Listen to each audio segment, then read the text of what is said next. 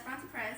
I'm an upcoming junior, and I'm part of the Exploring the Human Body program at UOP. My favorite part of the program was the fetal dissection trunk of the fetal pig. It might be gory for a lot of people, but it's what I found the most interesting.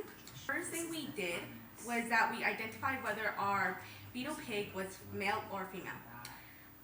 In fact, my fetal pig is a male, which has scrotums or balls, and that helped me identify he was a male. It's found located underneath the umbilical cord. So the first cut we did was a small cut right in the trunk of the abdomen, and just enough to get under the thick layers of fat, muscle, and the skin. Then we used our scissors to cut from that little point up, all the way up to the neck. Then we used our scissors to cut around and cut around so that we could have a better look. We did end up removing the skin, but that's just so we can see a better visualization. We actually had to cut through the ribs right here, if you can see it. But it was a lot easier since this was a fetal pig. Then we cut along our diaphragm right here. And then we cut around the umbilical cord, and we did like 1.5 inches away from it so that we didn't cut the umbilical vein. And we cut around into a circle, and then we cut down and we cut down so that we could end up having like a flap, so we can flap everything open. Here you can see our umbilical cord and our umbilical vein right here. So looking into here, we have our thoracic organs and our digestive system. So up in our cavity right here, we have our heart, which is my favorite part. And you can see everything, just a beautiful muscly. Have everything all nice and cozy. And then we have our lungs, which look a little underdeveloped, but it's a little bigger.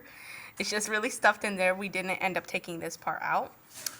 And then separating the two cavities, we have our diaphragm, which helped our lungs push up and to inhale and exhale. Down past that, connected into our wall, we have our liver, which is very, very fragile. As you can see, very fragile. And taking this out, we can find different parts. So right here we have our stomach, and it's actually like very squishy. It's like a pouch, really. And I found that very interesting. And then up here we have our duodenum connected to our stomach right here. And then next we move on to our intestines and our big ball of intestines right here. You can see our intestinal tract all right here. They're all like mushed together. And connected to our intestines, we have our rectum right here, in order to take out the intestinal tract, we had to cut it from the anus.